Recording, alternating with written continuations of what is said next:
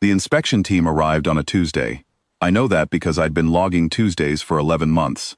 Atmospheric particulate baseline, sensor drift variance, recalibration offset, and the entry for that Tuesday starts 0600, array nominal, and ends 1940. Inspection team departing, left the secondary calibration port uncapped. I capped it myself before I went to bed.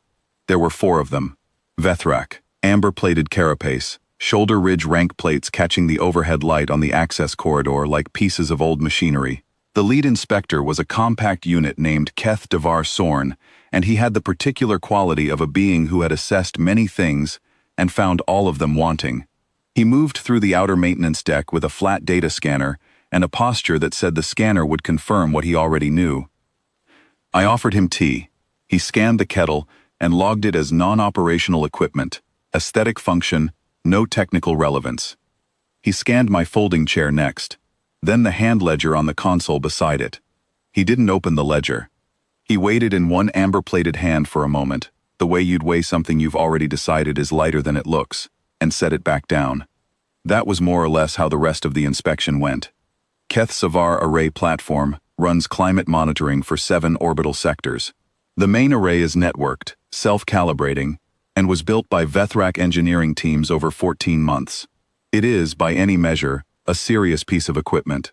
I am not, by any measure, a serious piece of equipment. I know this because Keth Devar Sorn's inspection summary said so, in formal institutional language, which I have to admit is the most thorough way to hear it. The official classification, filed under my name and station number, read, Ornamental Climate Liaison, Category Non-Essential, Technical Contribution assessed at 0, Recommend role reclassification or phase-out at next budget cycle. The folding chair I work from didn't make the asset list at all. I'd been at Keth Savar for 11 months when the inspection team came through. The posting was a 6-month assignment that had extended twice without anyone explaining why, which I'd taken to mean that the rotation schedule had slipped and nobody had gotten around to sorting it. This is how a lot of postings work. You show up, you do the work, the rotation slips, you keep doing the work. You get good at making tea in a galley that was not designed for a human, and you stop noticing the hum the array makes at 0300 when the outer sectors run their overnight self-diagnostic. My actual job, the one I'd been doing, as opposed to the one that appeared on the platform manifest as Climate Liaison Human Exchange Protocol Courtesy Tier, was calibration. Specifically, manual baseline calibration.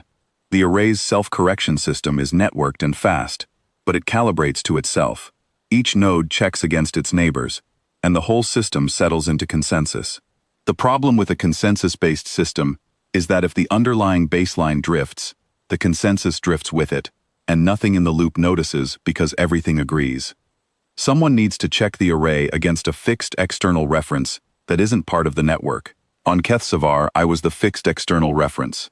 Every day, 0600, I put my hands on the primary sensor housing and ran the tactile calibration check. A physical variance reading that didn't go through the network, didn't ask the network's opinion, and would catch a baseline drift that the self-correction system would smooth right past. The Vethrak engineers had built the manual calibration port into the original design, but the notes in the platform file suggested they'd considered it a legacy feature, something carried forward from older architectures out of institutional habit more than operational necessity.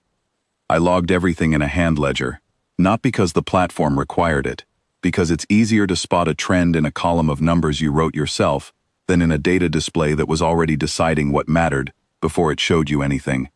Keth Devar Sorn looked at the ledger for approximately 4 seconds. Pre-analytic documentation, he said. Supplementary ambient record keeping. No operational integration. No redundancy value. He handed it back. The array's self-correction architecture makes this class of manual verification functionally irrelevant. I said, sure.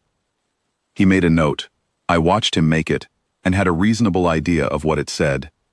The 4 of them spent 2 days going over the network diagnostics, the sensor node architecture, the recalibration module performance history. They were thorough. The summary ran to 62 pages.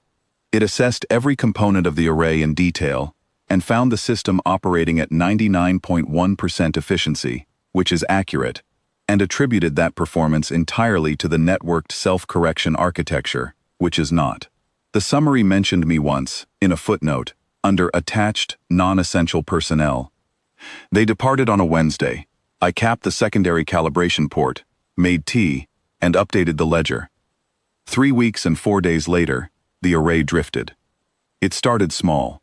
The recalibration module flagged a 0.3% variance in Sector 4 and self-corrected. Then the correction created a 0.2% pull in Sector 5. The module corrected that, which opened a gap in Sector 6.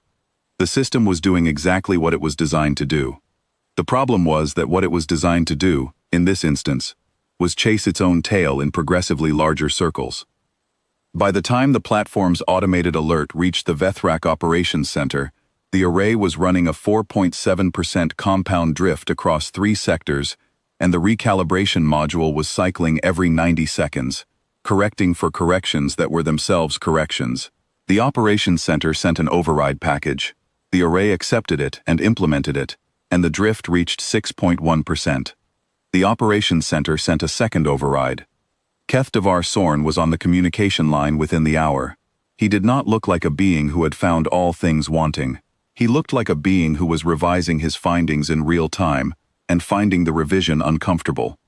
The self-correction architecture, he said, is experiencing a compounding feedback event. The recalibration module requires an external anchor reference to break the cycle. We are attempting to source a baseline from the original build calibration data, but the construction phase records have a format discrepancy with the current system version. I was looking at my ledger.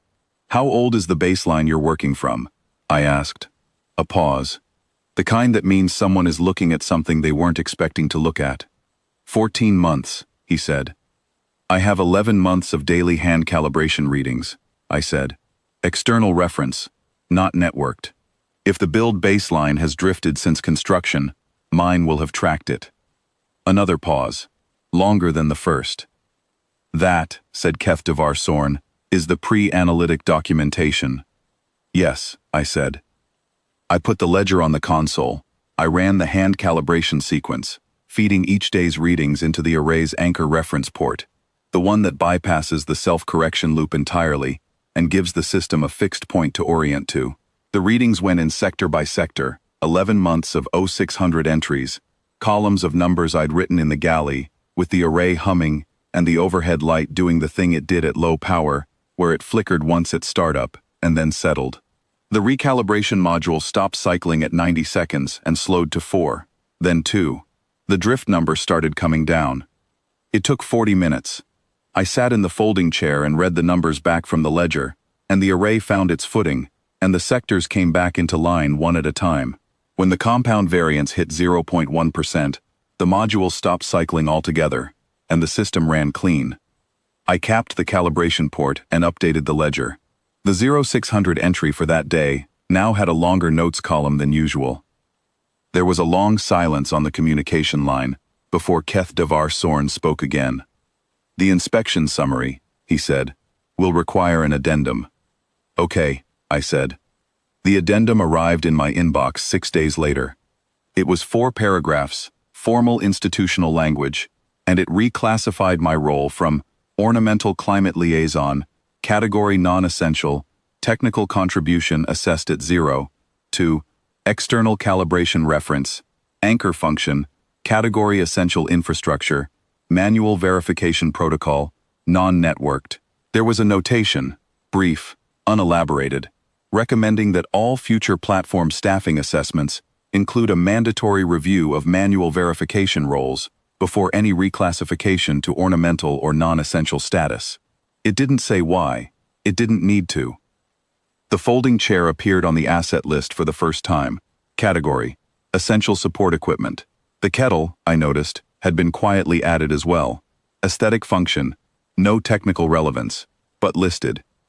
I noted the reclassification, made tea, and went back to the 0600 check. The secondary calibration port was nominal. The ledger had a clean column going back 11 months and 6 days. I wrote the new entry in the same handwriting as all the others, in the same column order, closed it, and turned to the next blank page. There was a lot of it left.